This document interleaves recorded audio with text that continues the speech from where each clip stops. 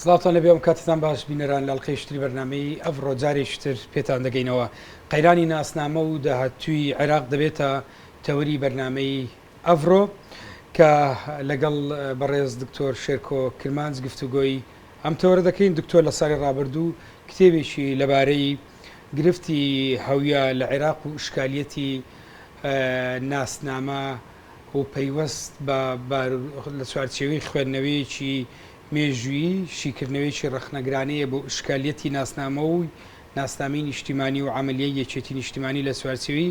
مێژووی تونوتیژەکانی عێراقدا. دکتۆر لە کتێبەکەیدا باسی بەردەوامی تونوتیژی مەسەبی و شەڕی تایفی و جیاوازی نەتەوەیی بەردەوامی بەڕێوچوونی ئەو شەڕە بە شێوەی جیاواز بە تایبەت لە سەردەمی باسەوە بۆ داگیرکردنی عێراق لەلایەن ئەمریکاوە لەو چوارچێوەی تەحەدیەکانی بەردەم دروستنبوونی نەتەوە و غیابی یەک ناسنامەی نیشتیمانی سیر دەکاتن. ئەم کتێبەی دکتۆر کۆمەکی باشمان دەکات بۆ ئەم ڕۆمان لە چوارچێوەی ئەو گفتوگۆی ئەمڕۆ هەیە لەبارەی داهاتووی عێراق، جگەلەوەی کە دکتۆر چەندین توێژنەوەی جیاوازی لەبارەی چۆن مامەڵە لەگەڵ داهاتووی عێراق و پەیوەندی نێوان عێراق و هەرێمی کوردستان هەیە. لەم بەرنامەیە لە ژەڕۆشنایی ئەم کتێبە گفتوگۆی دۆخی قەیرانی سیاسی عێراق دەکەین. دکتۆر سڵاو دەبێ و زۆر بەخێر بیت. سپاسم کایەوە. لەوە دەست پێ بکەم ناوڕۆکی کتێبەکەتان قسەکردنە لەبارەی ئیشکالەتی هەویە و ناسنامە لە عێراق با لە پرسیاری مەفهومی ناسنامەمەوە دەست پێ بکەین. مەبەست لە ناسنامە چییە کە ناوڕۆکی کتێبەکەی ئێوە لەم بارەیەوەیە؟ کاکیوە مەبەست لە ناسنامە لە کتێبەکەی مندا سەرەتا دەبێت بڵێم کە مەبەستم ناسنامەی کۆلەکتیڤە، ینی ناسنامەی جەمعی، دەستە جەمعی، ینی ناسنامەی فەردی نایە. کەسێک هەڵگری چ ناسنامەیە کە مەسەڵەن کەسێک دەبێت بە دکتۆرێک، کەسێک دەبێت بە دایک، کەسێک دەبێت بە باوک، مێینە نێرین، ئەمانە هەمووی جۆرێک لە ناسنامە بە ئینسانەکان دەبەخشن. بەڵام ئەوەی من باسی دەکەم ناسنامەی نەتەوەیی، ناسنامەی نیشتیمانی، ناسنامەی مەزهەبی، ناسنامەی دینی، ینی ئەوانەیە کە کەسێک لە ناو گروپێکدا هەڵگری دەبێتن. ئەو جۆرە ناسنامەیە کە من باسی دەکەم. بە تایبەتیش لە پەیوەند بە عێراقدا من باس لە ناسنامەی مەزهەبی و نیشتیمانی و نەتەوەیی دەکەم کە چۆن مامەڵە لەگەڵ ئەم پرسەدا لە مێژووی عێراقدا لە ڕۆژی دامەزرانی دەوڵەتی عێراقەوە لە ساڵی 1920 تا ئێستا چۆن مامەڵەی لەگەڵدا کراوە، دەوڵەتەکان دەوڵەت چۆن مامەڵەی لەگەڵدا کردووە، حزب چۆن مامەڵەی لەگەڵدا کردووە، نخبەی سیاسی چۆن مامەڵەی لەگەڵدا کردووە، نەتەوەکانی کە لە عێراقدا دەژین چۆن مامەڵیان لەگەڵدا کردووە، حزبەکانی ئەو نەتەوانە چۆن مامەڵیان لەگەڵدا کردووە، مەسەڵەن عەرەبەکانی عێراقی چۆن مامەڵیان لەگەڵدا کردووە، کورد چۆن مامەڵەی لەگەڵدا کردووە، لەگەڵ ئەوەی کە مەسەڵەن لە ئەوەی ڕەهەندە دینیەکانی ئەم ناسنامانە چین و چۆنین، لەکوێدا یەکدی تەواوکەرن، لەکوێدا ڕەتکەرەوەی یەکدین. ئەو بابەتانە بابەتی سەرچ کتێبەکەن. بۆ ئەوەی بۆ بینەران ڕوون بێ لە ڕووی یعنی بنەماکانی ناسنامەی نیشتیمانیەوەی جەنابەت مەبەستا، بنەماکانی ناسنامەیەکی نیشتیمانی چین چۆن دەتوانین بنەمانە دەستنیشانکەین؟ بنەماکانی ناسنامەی نیشتیمانی ئەو بنەمایانن کە تەجاوزی، ینی تێپەڕکەری ناسنامەی لۆکاڵین، بەو مانایە کە مەسەڵەن تەجاوزی ناسنامەی هەولێری یا شوناسی هەولێری یا شوناسی سلێمانی دەکاتن، تەجاوزی شوناسی گەڕک دەکات، تەجاوزی شوناسی خێڵ دەکات، تەجاوزی شوناسی نەتەوە دەکات، تەجاوزی شوناسی دین دەکات، تەجاوزی شوناسی مەسەب دەکاتن، بەرەو شوناسێک دەڕواتن کە چوارچێوەیەکی جوگرافی هەیە. با بڵین مەسەڵەن ئەگەر گریمان عێراق شوناسێکی نیشتیمانی هەیە، دەکرێت کوردستانیش شوناسێکی نیشتیمانی هەبێتن. بەڵام ئەگە باز لە عێراق بکەین، ئێرە مەسەلەکە عێراق بێ بەو مانایە کە جوغرافیای عێراق، خاچی عێراق دەبێتە دەستنیشانکەر و چوارچێوەی ئەو شوناسە و لەسەر بنەماکەشی لەسەر چەمکی هاونیشتیمانی بوون دادەمەزرێ، بەو مانایە کە یەکسانی زەمانەت دەکات لە بینی ژن و پیا و لە بینی کورد و عەرەب، لە بینی شیعە و سوننە، لە بینی مەسیحیەک و موسڵمانێک. زۆر باش. ئەوەی ئێستا لە عێراقەیە ئەم قەیرانە سیاسی و قەیرانە حکومڕانی لە عێراقەیە تا چەند پەیوەندی بە قەیرانی شوناسەوە هەیە، پەیوەندی بە قەیرانی ناسنامەوە هەیە؟ من پێم وایە ڕاستە و خۆ پەیوەندی پێوە هەیە نەکە ڕاستە خۆ پەیوەندی پێوە بەڵکو هۆکاری هەرە سەرەکی ئەو کێشانە و ئەو قەیرانانە کە ئێستا لە عێراقدا هەن قەیرانی شوناسن بەو مانایە کە عێراق نەیتوانیوە وەک دەوڵەتێکی نیشتیمانی من دەوڵەت نەتەوە بەکار نایەنم چکە دەوڵەت نەتەوە بەڕاستی دەکات دەوڵەتی قەوم ئەوەی لە عێراقا نیشتیمان پەروەرەکان ویستی بیاتیان درستی بکەن یان وا پێویست بووە کە درستی بکەن شوناسی دەوڵەت نیشتیمان بووە کە کۆکەرەوەی هەموو نەتەوەکان بێتن سەرهەڵدانی ئەو ململانەیە و ئەو کێشەیە و ئەو تەنگژەیە و ئەو قەیرانە لەکوێدا دەست پێ دەکات بە تەسەووری من دەگەڕێتەوە بۆ سەرەتاکانی دروستبوونی دەوڵەتی عێراقی لەو کاتێککە دەوڵەتی عێراقی دروست دەبێتن بە حکمی واقعی بوونی دروستبوونی عێراق کۆمەڵێک پرۆسە دێنە گۆڕی یەکێک لەو پرۆسانە پرۆسەی با بڵین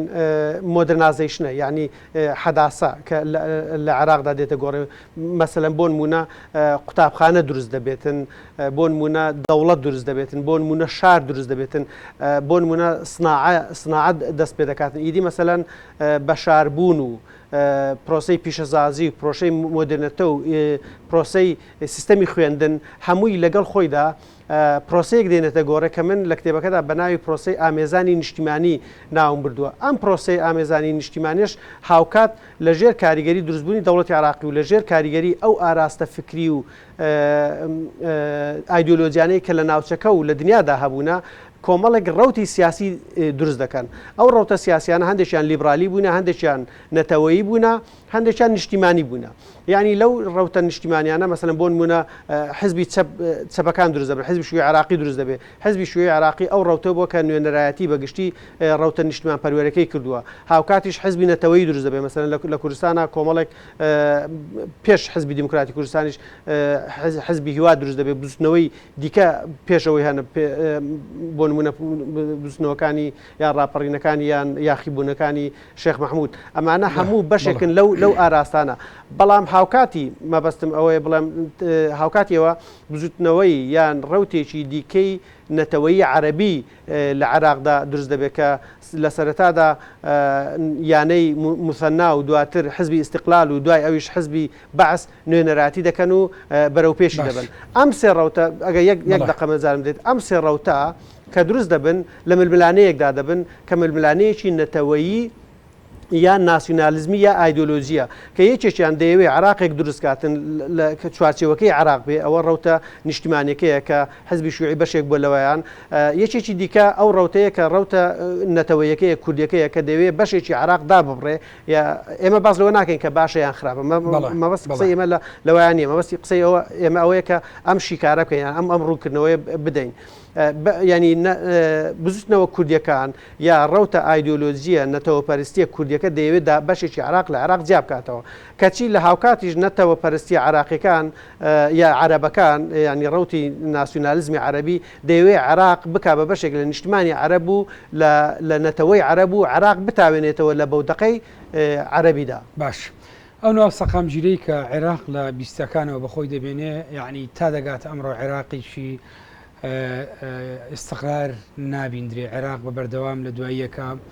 ڕوبەڕووی یعنی مێژوەکان سیر بکەین تەنانەت لە دوا گۆڕانکاریش لە 2023 تا دەگاتە ئێستا شتێک نابینی سەرڕای ئاڵۆگۆڕ بە ناوی عێراقی ئارامی و دڵنیایی مەسلەی غیابی ناسنامەی نیشتیمانی تا چەند بەشێکە لەو دۆخەی ئێستا ینی بەرئەنجامی ئەم دۆخە پەیوەندی بە غیابی ناسنامەیەکی نیشتیمانیەوە هەیە آخر ئەو نەبوونی یان با بڵێ شکستی ڕەوتە نیشتیمان پەروەریەکان لەوانە مەسەلەن با بڵێن حزبی شوێی عێراقی لێرە ما بەسمان کە دەڵێن شکستی حزبی شوێی عێراقی مەسەلە ئەوە نییە کە بە حزبی شوێی خودی خۆی شکستی هێناوە لەو شتەدا بەشێکی پەیوەندی بە شکستی حزبی شوێی عێراقی بۆ بەشێکی پەیوەندی بەوە هەبووە کە شکستی پێهێنراوە یان شکستێنان و شکست پێهێنرا و دوشتی لێکزیان ئەو شوناسە لە عێراقدا کە دروست نابێ ببێ بە کۆکەرەوەی کوردەکان و عەرەبەکان و کۆکەرەوەی شیعەکان و سونەکان و مەسیحیەکان و موسڵمانەکان لە ژێر ئاڵای شوناسێک و ناسنامەیەکدا ئەمە دەبێتە مای ئەوەی کە ئەم دابش بوونە بەڵام دابش بوونەکە بەو مانای ناکە مەسەلەن ناسنامەکان ئاعترافیان پێکراوە ناسنامەکان هەر بۆ خۆشیان ئاعترافیشان پێ نەکراوە مەسەلەن بۆ نمونە لە عراقی بەعس ئاعترافێکی بە کورد کردووە نە ئاعترافێکی بە شیعەش کردووە بەو مانایەوە ناکە ئاعترافکردن بە شیعەشێکی باشە بەڵام ئاعتراف پێنەکردن و چەسانەوەی کەسێک لەسەر بنەمای مەسەبی بوونی ئەمە بۆ خۆشی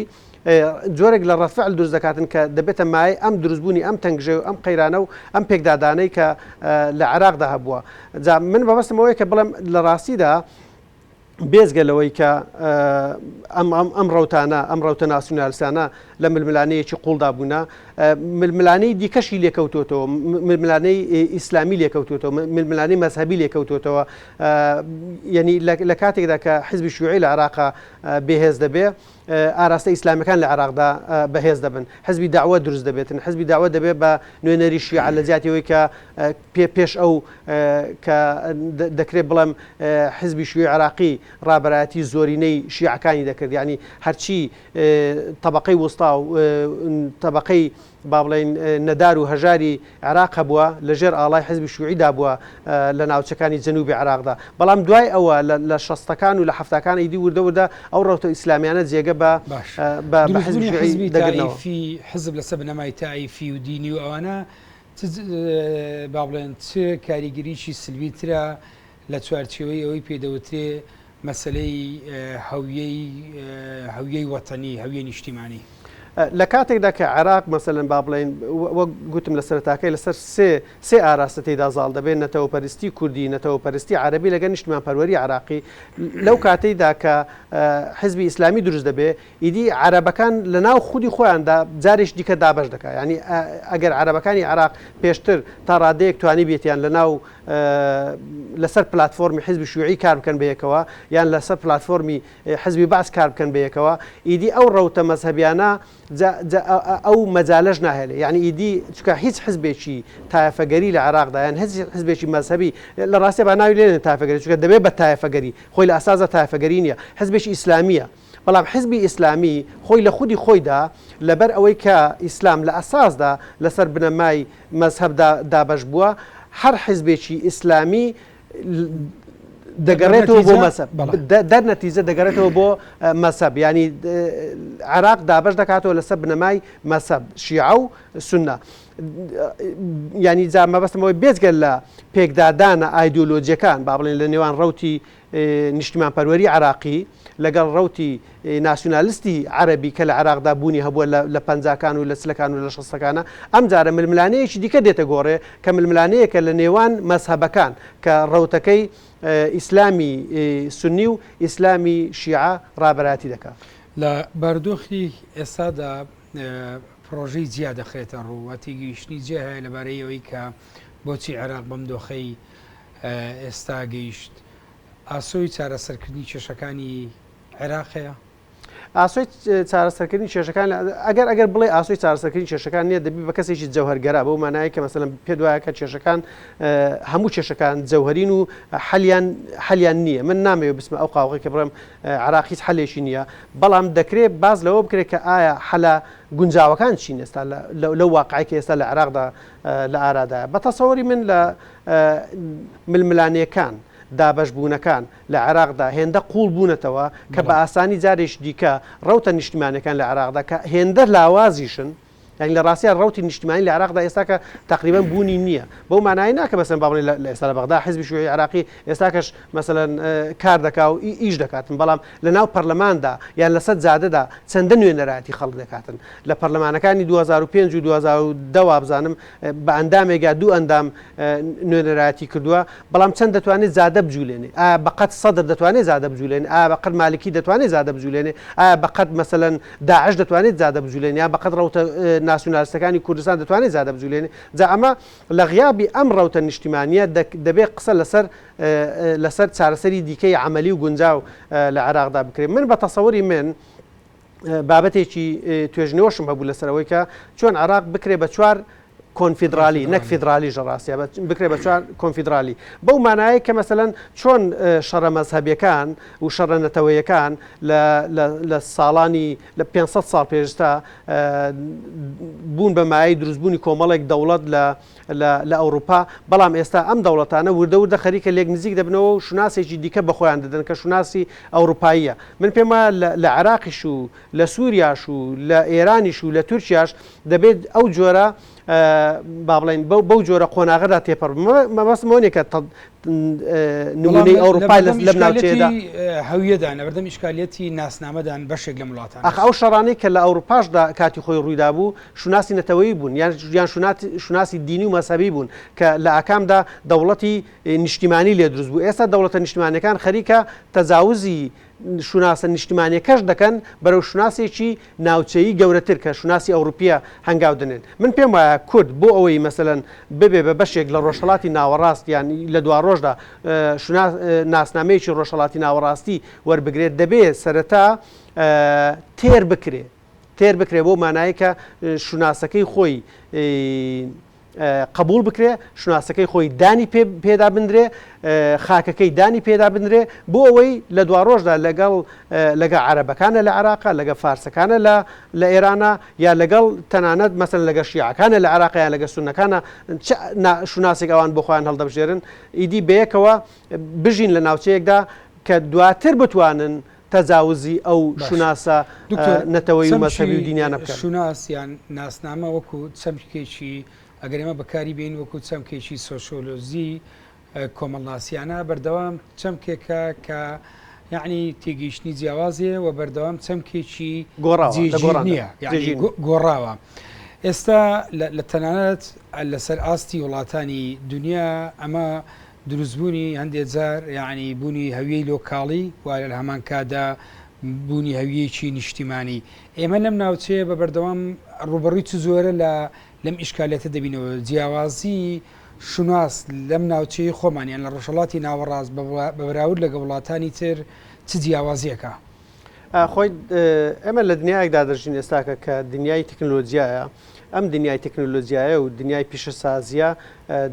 دنیای دیاردەیەکی هێناوەتە گۆڕێکە ناسراوە بە دیاردەی گلۆبەڵایزیشنیان عولەما ئەمانە لە یەک کاتدا هەم شوناسە با بڵێن لۆکاڵەکان لەناو دەبا هەم شوناسە لۆکاڵەکان زیندوو دەکاتەوە بەو مانایە کە مەسەلەن هەورامی دەکرێت مەسەلەن وەک شوناسێک زیندوو بکرێتەوە یان ڕێگەی پێدەدا کە زیندوی بکاتەوە هاوکاتیش کە شوناسی کوردی دەکرێت ڕێگەی پێ بدرێت کە چونکە مەسەلەن بۆ نمونە یان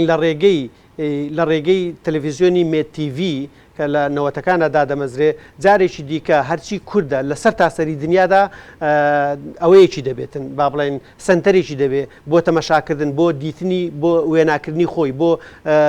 وەک ئاوێنەی ببێ بە ئاوێنەی خۆی بەڵام هاوکاتیش دەبینی کە شوناسی کوردی لە ناو خودی کوردستانیشدا هەڕەشەی لەسرە مەسەلەن پرۆسەی بەغەربکردبوون یا تەنانەت بە خەلیج بوون یا بە فارس بوون ئەمانە هەمووی جۆرێکن لەو تەحەدیاتانەی کە شوناسی کوردی ئێستا بەرەو ڕووی بۆتەوە مەسەلەن دەگەڕێمەوە دواتر هەوڵەدەم لە چوارچێوەی ئایندەی هەرێمی کوردستان لەگەڵ عێراق گفتوگۆی هەندێک گفتوگۆ بکەین لەبارەی ئیشکالەتی ئەم چەمکەش لە هەرێمی کوردستانە ئێمە لە ڕاستیدا پرۆژەیەکمانەیە کە ئەوەی پێی بوترێ ناسنامەی نیشتیمانی کوردستانی قسێکی لەمبارەوە دەکەین دەبێت لەسەر ئێستا بارودۆخی هەرێمی کوردستان بەم بارودۆخی ئێستای عێراق کەواتە دکتۆر دەگەینە ئەو دەرئەنجامی کە عێراق دەکرێت چیتر بەم هەموو شوناسە لۆکاڵیە غیابی شوناسێکی نیشتیمانی عێراق توانیان ڕێکردنی زیاتری هەیە؟ پێمانە پێما عێراق ئێستا کە وڵاتێکی تەپی و شکست خواردووە کە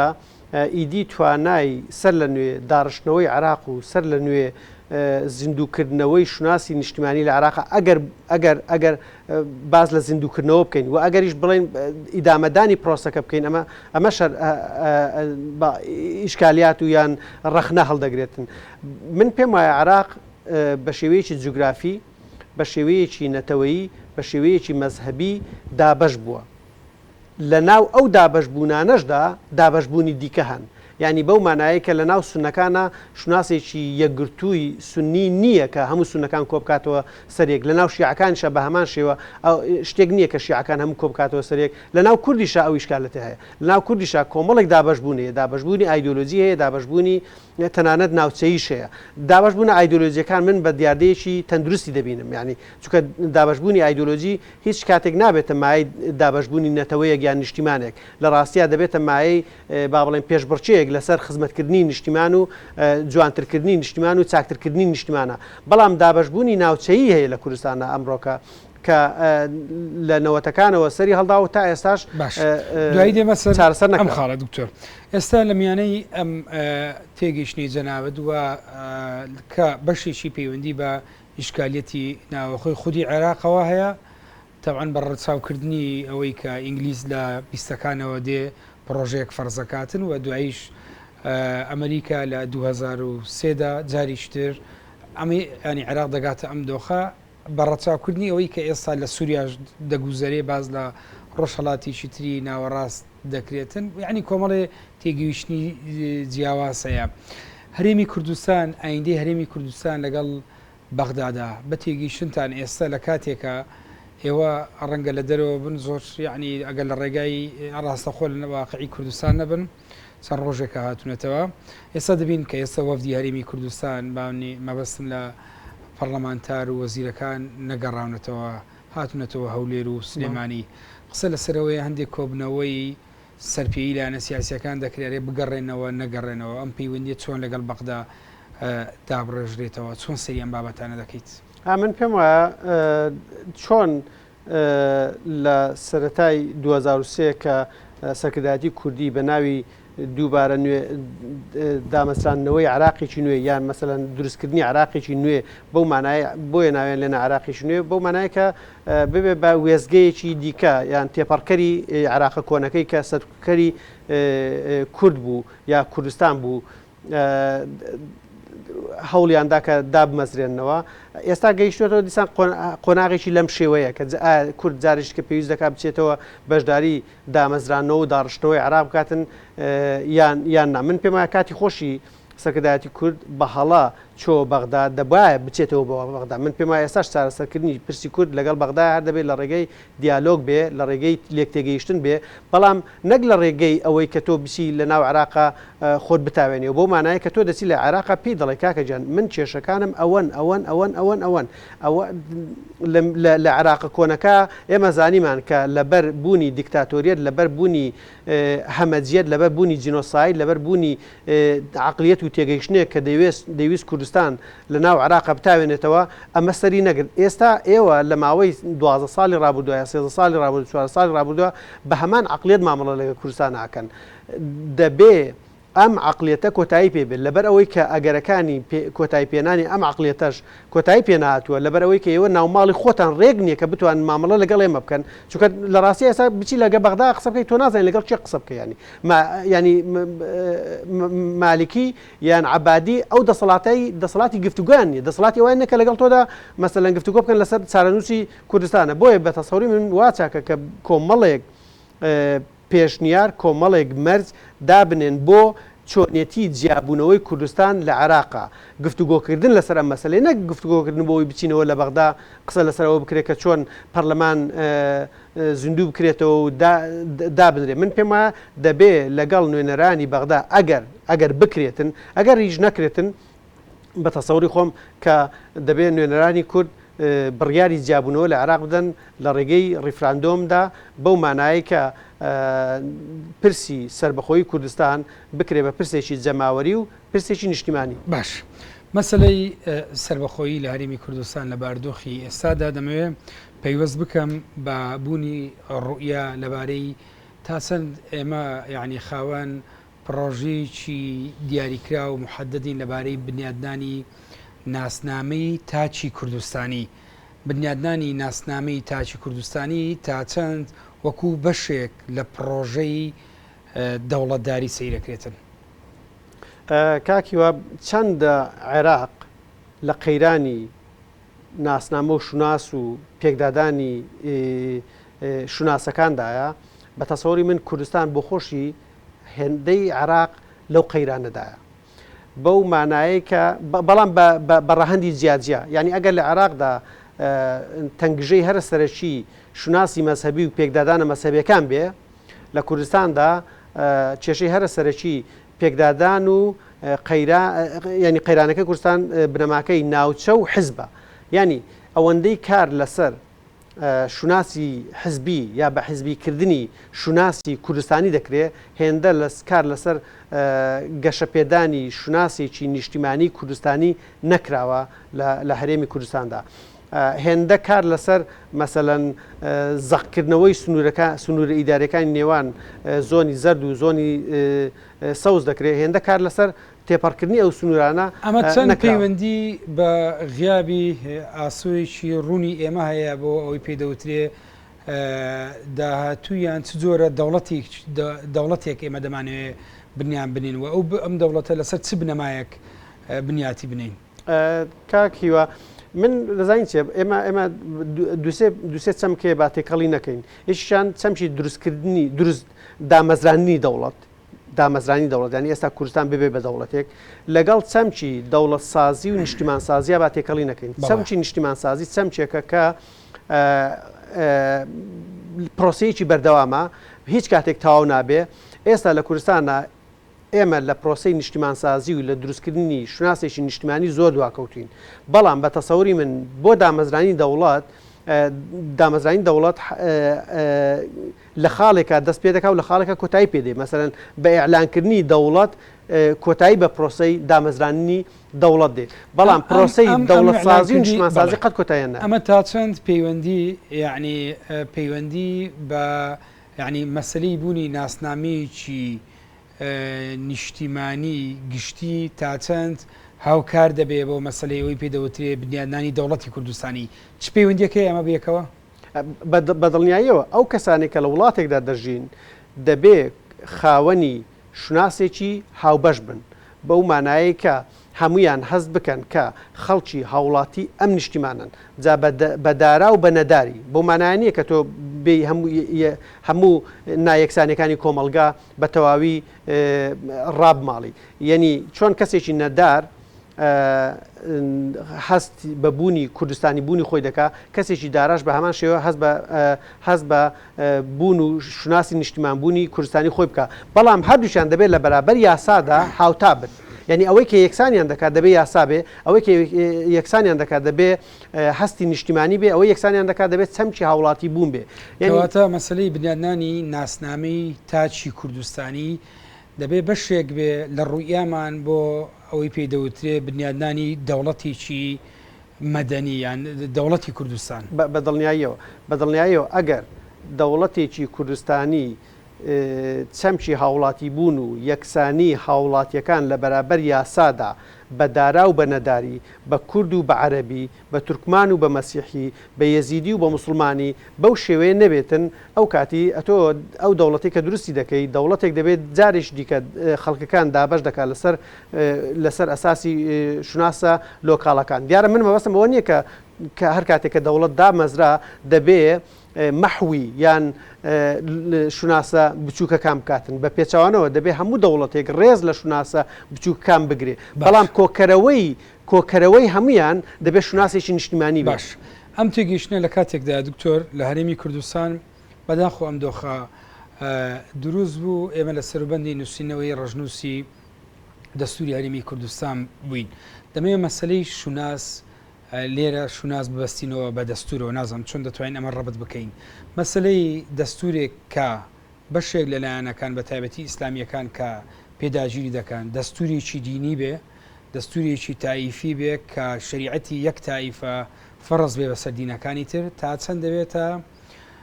یەکێک لە ئەرقەڵەکانی بەردەم دروستکردنی ناسنامەی نیشتیمانی لە داهاتوودا من پێم وایە هەر دەستورێک کە چ مەذهب چ دین تەنانەت چ نەتەوەش بکە بە کۆڵەگەی سەرەکی دەوڵەتێکی نیشتیمانی فەشەل دێنێ جا ئەگەر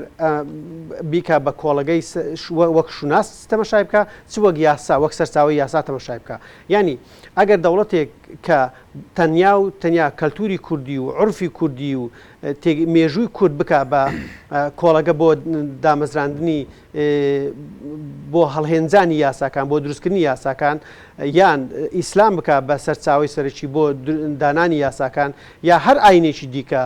یێزیدی بکاتن یان تەنانەت هەموو ئاینەکان بکە باوەی نەگەوەی با بڵێن چکە دەکرێت یێزیدەکان یاسای خۆیان هەبێت دەکرێت مسلمانەکان یاسای خۆیان هەبێت بەڵام ئەو کاتی ئەوەی کە من باسی دەکەم کە دەبێت هاوڵاتیەکان لە بەرابەر یاسادا یەکسان بن ئەمە ئەوە نایەنێتە گۆڕێ ئەو چەترە گشتیە نایەتە گۆڕێ بەڵکو بە پێچەوانەوە خەڵکەکان لە بەرابەر یاسای جیاجیا نایەکسان دەبن. باش دکتۆر ئەگەر سێری بە تایبەتی ڕۆڵی پارتە سیاسیەکان بکەین لە بنیادنانی ناسنامەی نیشتیمانی ئەو تێگەیشتنی توێژنەوەی ئێوە کە بەش لە چوارچێوەی عێراقا تو باست کردووە ئەگەر ئێمە بێنەمەوەکو میتۆدێ وەگرین بۆ هەرێمی کوردستان لەبارەی دابەشبوونی جوگرافی پارتە سیاسیەکان لە کوردستان بەرنمەیان و ئەم شێوازە ململانی ئێستا لە کوردستان هەیە ڕۆڵی حزبی سیاسی چییە لە دروستکردنی ناسنامەیەکی گشتی نیشتیمانی کوردستانی یان دروستکردنی ناسنامەیەکی لۆکاڵی ناوچەیی. کاکیوە یەکێک لەو هۆکارانەی کە عێراق ئێستاکە ئەو قەیرانەی تێدا دەژی ئەوەیە کە لە عێراقدا حزبێکی سەرتاسەری نییە یعنی حزبێک نییە کە نوێنەری لە زاخۆ و لە سلێمانی لە حلا لە بەسرا لە بەغدا لە نەجەف لە کەربەلا هەبێتن بە ئێمە لە کوردستاندا حزب عێراق هەیبوو بەڵام بەو شوێنە نەبوو. حزب شووی عراقی لە ساڵی 1991 یان 92 ئەگەر ڕاستم کەوەگە هەڵەبم لەسەر بنەمای نەتەوە دابش دەبێت ینی دەبێت بە دوو حزب حزبێکیان حزبێکی کوردستانی ئەوی دیکە حزبێکی عراقیە ئەم دابش بوونە جارێک دیکە ئەم سنوورە دروست دەکاتن کە دەتوانی بڵێ کە حزبی شووعی ئێستا کە حزبێکی عراقی بە مانا جوغرافیەکەی نییە بەڵکو عێراقێک کە سنوورەکەی لە خوار کوردستانە لەگەڵ حزبێکی دیکەی کە لە کوردستانە کار دەکات. ئەمە لە لایش دیکە من مەبەستمەوەی کە بێنەوە سەر کوردستان ئێمە لە کوردستانیش هەمان کێشەمانەیە لە کوردستاندا هیچ حزبێک نییە کە لەسەر تاپای کوردستانە نوێنەری هەبێتن ینی بەو مانای ناکرد تاکە نوێنەریشی مەسەن بۆ نمونە پارتی دیموکراتی کوردستان لە گەرمیان لە کەرکووک لە سلێمانی لە دێگەڵە بەو دیوەوە لە شێراوە بەو دیوە ژمارەی ئەندامان و لایەنگرانی لە پەنجەکانی مەبەستم پەنجەکانی دەنیە بەڵام لە پەنجەکانی دەستێ پەڕ ناکە بە هەمان شێوە گۆڕان کە مرکزەکەی سلێمانیە سنوورەکانی ئەندامانی تا هەولێر و تا زەی بادینان تێپەڕ دەکات لە دوای ئەوە ئیدی وردە بەرەو نەمان دەچێتن ینی لە کوردستاندا لە غیابی حزبێکی سەرتاسەری لە کوردستانە قسەکردن لەسەر شوناسێکی نیشتیمانی بانەڵێم ینی فریودانی خوددا بەڵام تا ئەو ڕۆژەی کە حیزبی سەرتاسەری لە کوردستانە دروست دەبێ ئەگەرەکانی دابەشبوونی کوردستان لە گۆڕێدان مەبەستم کە دابەشبوونی کوردستانی مابەستم دابەشبوونی هەرێمە. ماوەی چەندێکە نەگەڕایت هەرێمی کوردستان دکتۆر؟ من ساڵانە جارێک دەگەڕێمەوە کوردستان. مەبەستم لە دوای ئەم دابڕانە چەند بوو جاری پێش ساڵێک پێشستا گەڕایتەوە ساڵێک پێشتا گەڕم دوێم ساڵە گەڕایتەوە ئێستا باردۆخی کوردستان و یعنی باردۆخە سیاسیەکە و قەیرانەکان دەبینی چی زۆر یعنی بێتاقەتی کردی لە پەیوەست بە وەزع سیاسیەکە مەبەستمە دێگەڵە لە هەموو شتێک زیاتر بێتاقەتم دەکات دابەشبوونی کوردستان دابەشبوونی هێزی پێشمەرگە دابەشبوونی ئاسایش لە کوردستاندا دابەشبوونی ئیدارەی کوردستاندا چونکە ئێمە ئەمڕۆکە مەسەلەن من بۆ خۆم لە بەردەرگەی قەڵاتی هەولێرە چەند لافتەیەکم دیت لەسەر نووسرا بوو بای سایکسپیکۆ بەرەو ڕیفراندۆم و سربەخۆیی لە کاتێکدا من ئەوەی کە معلومە و لای هەمومان ئاشکرا ئەوەیە کە ساکسپیکۆ کوردستانی دابش کرد بەسەر چوار یان ساکسپیکۆ لانی کەم بەسەر چوار سێ بەشە دابش کرد کاتی خۆی لە چاڵدێرانە بەشەکەی دیکەی دابش کرابوو یعنی ئەگەر برن ساکسپیکۆ کوردستانی کردووە بە چوار ئێمە لە قۆناغی بەرەو ڕیفراندۆمە کوردستانمان کردووە بە 5 بەش یان بە 5 بۆ مانایە کە هەرێمی کوردستان بۆ خۆی خودی ئێستا دابشبوونێکی فعلی لە کوردستانە هەیە جا ئەوەی لە هەموو شتێک زیاتر بێزارم کە ئەم دابشبوونیە دابشبوونی ئیداری دابشبوونی جوغرافی دابشبوونی هێزی پێشمەرگە هێزی ئاسایش لە کوردستانە لە هەموو شتێک زیاتر ناڕەحەتمە لە بەرامبەر ئەم دابشبوونە سەرڕایەوەی کە لە واقعە دەبیندرێ باز لە مەسلەی ڕیفراندۆم دەکرێت باز لە بێگومان مەسەلی مافی چاری خۆنووسین وەکو مافە ینی حەقی کووردە دوور لە سەر ڕەغمی هەربار دۆخێکا بێ بەڵام بڕیار لە پرسیارەکەوەیەکە چۆن هەڵۆمەرجی بۆ دروست بکرێ ئەمانەی هەیە تێپەڕی کردووە لە دروشم تێپەڕی کردووە لە دروشما چووکە مەسەلەن تۆ کە دەتەوێت دەوڵەتێک دابمەزرێنی بەگشتی بزوتنەوەی ڕزگاری خوازی دەوێت دەوڵەتێک دابمەزرێنێ ئێستا هەرێمی کوردستان لەوە تێپەڕی کردووکە بەس بزوتنەوەیکی حرەکەیەکی با بڵێن ڕزگاری خواز بێ ئێستا خاوەن کیانی خۆیەتی خاوەنی پەرلەمانی خۆیەتی خاوەنی با بڵێن ئیداراتی خۆیەتی خاوەنی حکوومەتی خۆیەتی بەڵام کێشەکە لەوەدایە ئەم حکوومەتە ئەم پەرلەمانە فەشەلی پێهێنراوە یا فەلەجی پێکراوە ئەم حکوومەتە حکوومەتێکە کە لە ماوەی سێمانج ڕابردە لەوانەیە کۆبنەوەیش نەکرد بێ حکوومەتێکە کە مەسەرەن دەسەڵاتەکانی بەسەر هەموو ناوچەکانی کوردستانە نییە یا حکوومەتێکە کە مەسەرەن لە سنوورێکان دەسەڵاتەکانی تێپەڕ ناکاتن زانی چێکا هیوە لە ڕاستیە مەسەرەن ئێمە لە واقعێکدا دەژین کە لە حقبەیەکی تاریخیە دەژین کە باشترین حقبەی تاریخیە بۆ دامەزرانی دەوڵەتی کوردی بەڵام لە ڕووی بابەتیەوە لە ڕووی زاتیەوە ئێمە یان فاکتەرە ناوخۆیەکان فاکتەرە لۆکاڵەکان خراپترین گەورەترین ڕێگرن لە پێش دامەزرانی مەبەستە تێپەڕکردی دروشمەوە بوو کە هەموو لایەنە سیاسیەکان باز لەوە دەکەن ئێستا کاتی ڕەفراندۆمە هەڵومەرجێکی تازە دروست بووە ئەمە ینی تەنیا ئەم مەسەلانە لە ئاستی قسەیە چۆن ئەمە دەکرێت یعنی لە عملە ئەوە دەبیندرێت لە کردارە ئەوە دەبینی من لە کردارەوەم نبینم چکە مەسەن لە ڕاستیە تا ئێستاکە لە ئەعلامە دەرنەچووە ینی ئێمە نەماندیوە کە سەرکردایەتی کوردی مەبەستم سەرکردایەتی کوردی ئەوەیە کە مەسەلەن لە ترۆپچی سەرکردایەتی کوردی لە ترۆپچی یەکێتی نیشتمانی کوردستان لە ترۆپچی گۆڕان لە ترۆپچی یەکگرتوو لە ترۆپچی پارتی دیموکراتی کوردستان لە ترۆپچی کۆمەڵە کۆبنەوەی بکەن لەسەر قسە بکەن لەسەر دامەزرانی دەوڵەتی کوردیە ینی من لە ڕووداوە جێم لێ بێکە باز لە دامەزرانی دەوڵەتی کوردیا کرێ مەسەلەن لە تەلەڤیزیۆنێکی دیکە گوێم لێ بێکە ڕەخنە لەم پرۆژەیە دەگری من گوێم لێ نەبووە کە مەسەلەن با بڵێن دیبێتێکی سیاسی لە پرۆژەیەکی کۆمەلگایی لە پرۆژەی هێزێک و دوو هێزی سیاسی تەنانەت 5 هێزی سیاسی دەربچێ ببێ بە پرسێکی مجتەماعی کاهیوە ئێمە لە ساڵی 2012 لەگە دکتۆر ئارام ڕەفعەتە پرۆژەیەکمان پێشکەش کرد بە 7 حەڵقە لە ڕۆژنامەی هاوڵاتی ئەو وەختی کە دەردەچوو بڵاومان کردەوە لەوێدا بە تەفسیلی باسی ئەوەمان کرد بود لە 2014 جارێکی دیکە بڵاومان کردەوە لەسەرەوەی ئێمە قسەمان لەسەر زۆر خاڵ کرد بوو یەکێک لەوانە کە میکانیزمەکانی دامەزرانی دەوڵەتی کوردی چییە ئێمە دەبێت لەسەر میکانیزمەکان قسە بکەین میکانیزمەکانی دامەزرانی دەوڵەتی کوردی ئەوەیە کە یەکەم جار دەبێت لیژنەیەک پێک بێ لیژنەکە کە لە پەرلەمانی کوردستان و یان کورسیەکانی پەرلەمانی کوردستان ببێ بە بنەما بۆ بەشداریکردنی پارتی دیموکراتی کوردستان و یەکێتی نیشتمانی کوردستان و گۆڕان و یەکگرتوو و تەنانەت حیزبەکانی دیکەش ئەمە لەلایەک لە لایەش دیکە ئەو حیزبانەی کە لە دەرەوەی هەرێمی کوردستانیش نوێنەریان هەبێ لە دەرەوەی پەرلەمان نوێنەریان هەبێ و ئەو کەسولایانانەی یا خەڵکی کوردستان لە دەرەوەی هەرێمیش دەژین نوێنەر و ئەویان هەبێ زعمە ئێستا ژمارەکان لە بیرنەوە بەڵام بە ژمارە باسی ئەومان کرد بکە ئەم لیژنەیە پێک بێ لەسەر ئەو ساسە ئەو لیژنەیەش کۆمەڵێک لیجانی فەرعی دابنێن کە مەسەن لە بواری میدیاە چی بکرێ لە بواری لۆبیکردنا لە دەرەوەی وڵات چی بکرێ لە بواری مۆبەلایزیشنکردنی خەڵکە لە ناو خوددا چی بکرێ بەرنامە پرۆژەکە چی بێ ڕێفراندۆم چۆن بکرێ مەسەلەن یەکێکی دیکە لەو خاڵە گرنگانەی کە باسمان کردبوو لە سەرەتادا کە دەبێ پرسی دامەزرانی دەوڵەتی کوردی لە پرسێکی شخصی حزبی بکرێ بە پرسێکی نیشتیمانی جەماوەری ئەم پرسە چۆن دەکرێت ئەم پرسە ینی مەسەلەن لەو لیژنانەی ئێمە باسمان کرد تاوان لەوانەیە من باز لەو لیژنانە ناکەم کە ڕۆژانە بۆ هەر پرسێک پێک دێن من پێم وابوو ئەو لیژنانە مەسەن بۆ نمونە دەبێ مەسعود بازانی ئەندام بێ لەو لیژنەیە دەبێ نێچوران بارزانی ئەندام بێ لەم لیژنەیە دەبێ نەوشیران مستەفا ئەندام بێ لەو لیژنەیە دەبێت دکتۆر بەرهەم مەسەلەن ئەندام بێ لەو لیژنەیە یان کۆسرات ڕەسوول یا هێرۆ یانی مەبەستم ئەوەیە کە ئەوانە نەدرێن بە لیژنانی فەرعی هەموو ڕۆژێ خەڵک بگەڕێتەوە لای کاک مەسعودی هەموو ڕۆژێ خەڵک بگەڕێتەوە لای نەوشیران بزانین مەسەلەکە چییە ینی لیژنەیەک بێ کە فعلەن مەبەستی دامەزرانی دەوڵەتی کوردی بێ کاتمان تەواو بوو دکتۆر گەلەک سوپاس بۆ کرماز مامۆستای زانکۆی ئۆتۆرا لە مالیزیا سوپاس بۆ زانیارەکانت جاریش بەخێر بیتەوە بۆ کوردستان سەرڕای کاتی هاتنەوەکەت هاوکاتە لەگەڵ کۆمەڵی قەیران و کێشەی زۆر کە دەیبینی خۆت بینەراناتی ناکۆتەنا بە مەڵقەی بەرنامەی ئەڤڕۆکە لەگەڵ دکتۆر شێرکۆ گفتوگۆمان لەبارەی قەیرانی